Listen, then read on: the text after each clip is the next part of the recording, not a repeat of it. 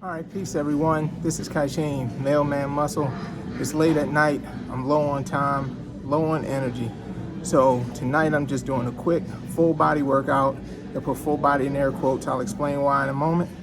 But just going to hit some major muscle groups, and the goal is to do this in like 20 minutes or less. Yeah, we're going to try to hit everything in 20 minutes or less. Let's get started, and I'll talk you through it. First up is going to be this ab machine. It's a hammer strength ab. I think it says hammer strength crunch on it. It is my favorite ab machine in Planet Fitness. Also, just a quick bit of housekeeping before I really get going in this. I keep talking about me. For those of you who have not met me before, if this is your first time here, first of all, welcome. And I am 48 years old. I am indeed a mailman. I am also a semi-retired power lifter, and at present, I am a pro natural bodybuilder. I'm at the time of this video, just about 3.5 weeks removed from my first pro show, second show overall, and I've got about 11 months to go until my next pro show, which will be the OCB Yorton Cup. If you've been here before, welcome back. You know all that. Thanks for sitting through it. All right, now, this exercise, this is being used, one, as a general warm-up, and two, obviously, to work the abs from a few different sides. If you look at the instruction manual or the diagram on the side of the machine, it does not indicate that you should turn to the side the way I am to target my obliques. You really don't have to, unless you have a particular reason to try to hit your obliques and serratus. I plan to get on stage again, so I think I should try to target those. So I'm doing a few reps there, but you'll notice I did one warm-up set, just straight, to the middle. Then change the weight. I used the warm-up set to determine my working weight. Move the pin up to my working weight. And now I'm doing, looks like about 12 reps to each side. And I think I'm going to do 12 or 15 to the middle. If you're not competing, in a physique show or doing a photo shoot or anything like that, and you're just getting started with this, if you're new to the gym or maybe at the intermediate stage, frankly, if you're in a time crunch, I would just do 1 or 2 sets to the middle and probably do them for like 15 to 20 reps per set and then on to the next thing. Do you have to do this exercise first? The answer is no, you do not.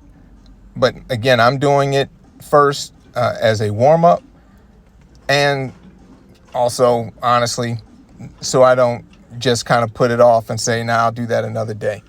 I'm notorious for skipping abs. I skipped them for the better part of about 18 years. So yeah, I would do them first, but you don't absolutely have to. If the machine's not available, or if you prefer a different ab machine, there's nothing gospel about this particular machine or the exercise sequence that you see in this video. Just get them done.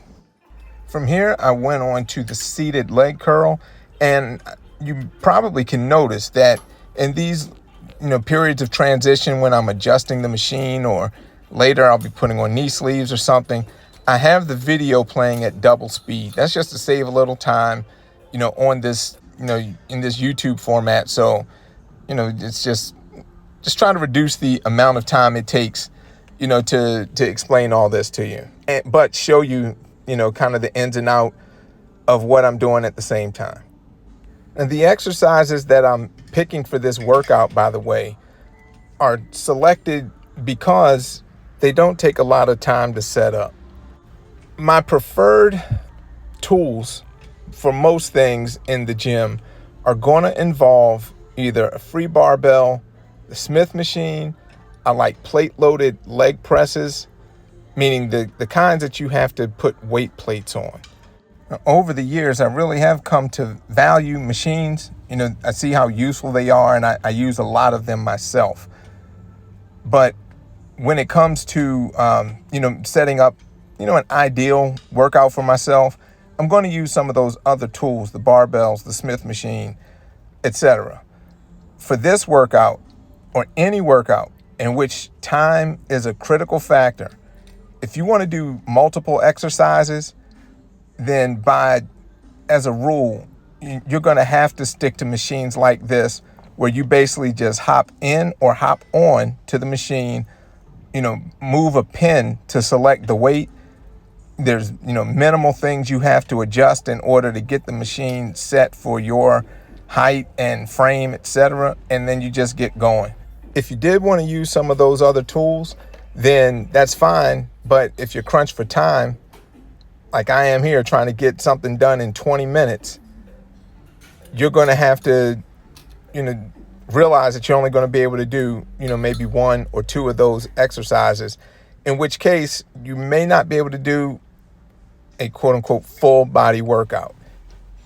Also, that reminds me, I need to clarify what I mean by full body workouts. That's why I put it in air quotes at the beginning of this video. What most people refer to as full body workouts are not actually full body workouts. Full body, by definition, means just that. Like you work every muscle or muscle group in your body. But if you really look at most people's full body workouts, again, quote unquote, there are many muscle groups that either are not emphasized or are skipped altogether. So, for example, in this particular workout that you see me doing, I don't train my calves at all. Those muscles on the lower part of your legs. So if this was a full body workout in the truest sense, then I would include something for calves, but I'm not. So why aren't I? Because again, I only had 20 minutes to get this workout done. So I decided to emphasize the largest muscle groups, kind of get the biggest bang for my buck, so to speak, that I could while in the gym. And, that kind of using isolation exercises for the lower body kind of goes against that train of thought. Isolation exercises, if you're not familiar with that term, means when basically only one joint is moving. Like in both of these exercises, you saw me doing leg curls. Now I've moved on to the leg extension. The only joint moving is my knee. Whereas if I were doing, say, a squat or a stiff-legged deadlift even, or a leg press, to some extent the hips move. When more than one joint is moving, like the knees and the hips for the upper body, the shoulder and the elbow, if more than two joints are moving, then that's considered a compound exercise. And by default, because more than one joint is moving, that means more than one muscle is moving, which means you're working more muscles in a smaller amount of time. So typically compound exercises are the way you get more, again, bang for your buck out of your time at the gym. However, I've gotten to a point where if I were to use the leg press machine that I like, it's the kind that you have to put plates on. It takes a while to do that leg press because the amount of plates that I need, it just takes time to actually load them on the machine. Sometimes you actually have to go find them because the leg press may not be in close proximity, to a large enough supply of those plates. And I'm not even as strong as I used to be anymore. So, for those of you who have been at it a little while and you've, gained a certain amount of strength on some exercises that are compound lifts, like the leg press, or if it's a squat or bench press or something like that, it may take more time than you really want to spend just loading the bar or loading the machine. So if you're going to have a very, very short amount of time to train in and you're going to do a compound lift, you just have to accept that you're only going to be able to do that lift and maybe one more in that workout. And if that's what, is most important for you, then that's fine. There's nothing wrong with that. Similarly, if you just want to try to hit more parts of the body And that was my focus on this particular day that you're watching the clips from. Then you're going to have to stick with machines and probably isolation lifts, or at least for the legs, rather, you're going to have to do isolation lifts. There is a plate-loaded leg press machine, but it's garbage, and I would never recommend anybody to use it other than for calf raises. So, yeah, that's why I haven't even brought that up. And you know what? Let me correct something I just said about isolation lifts and lower body. There are actually some compound lifts that you can do for lower body in a very short period of time. Something like a goblet squat and maybe a kettlebell swing, or a stiff-legged deadlift with kettlebells or dumbbells. Pair them up with, a goblet squat, something like that. And that would pretty effectively hit your entire lower body also. And you can do that in the same amount of time that I did these leg extension and leg press.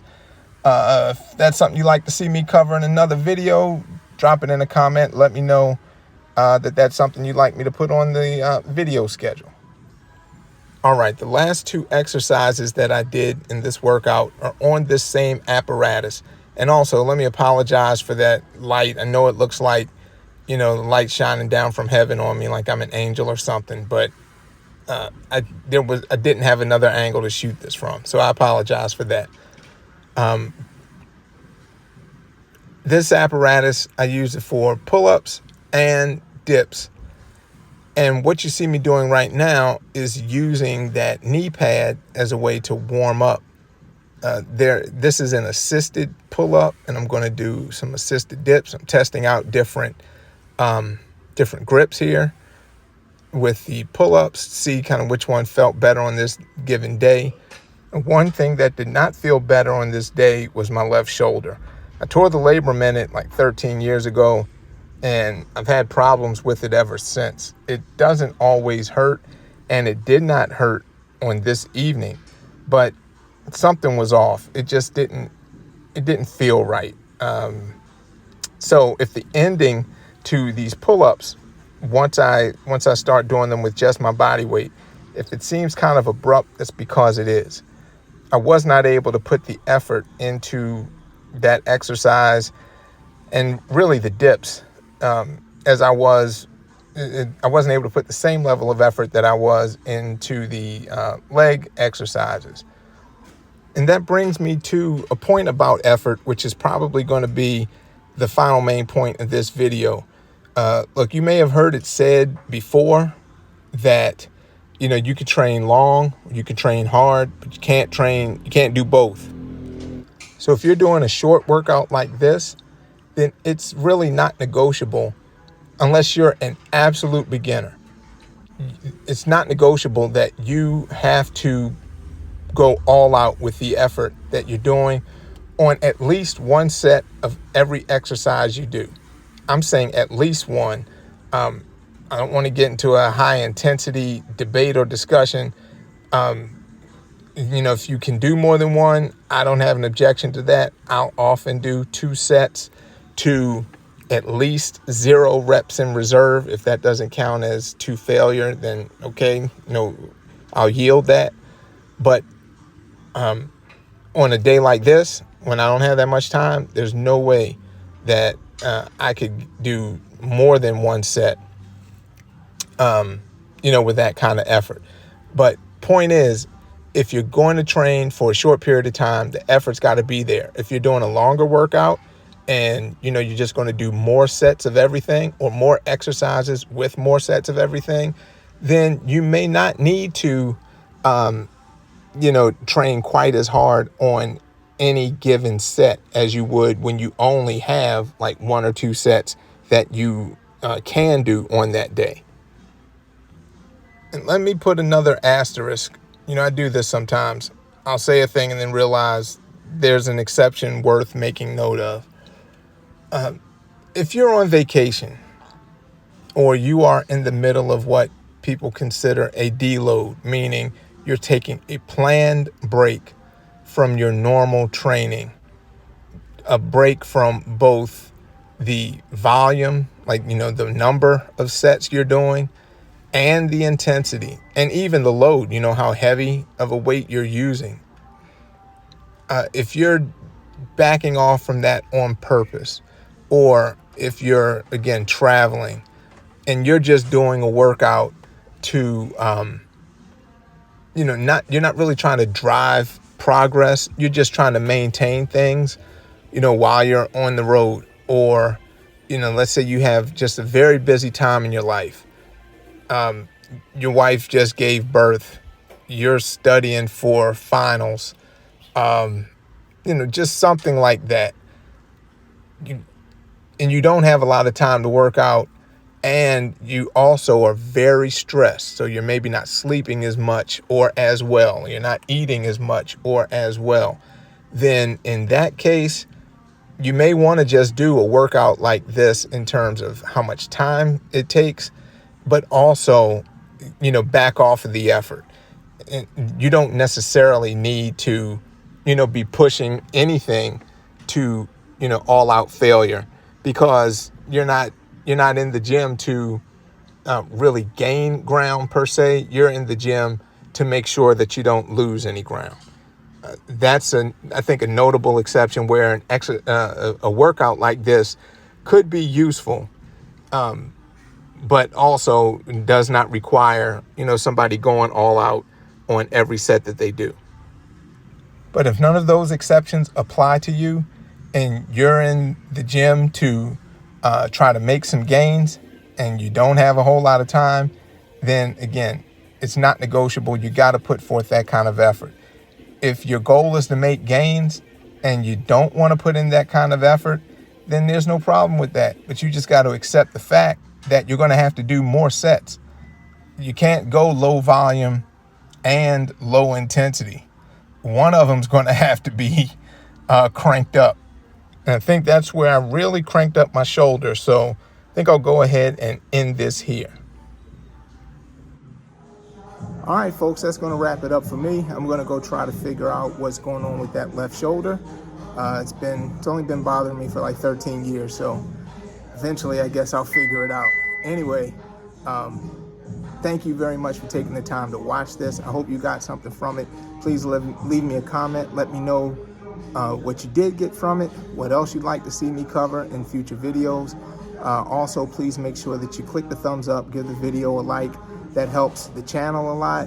I really appreciate seeing feedback from you, and YouTube really loves it. So help your brother out. Click that thumbs up button. And also, if you have not subscribed already, please subscribe to the channel and click the notification bell. Thanks again for watching. I'll see you in the next video, folks. Peace.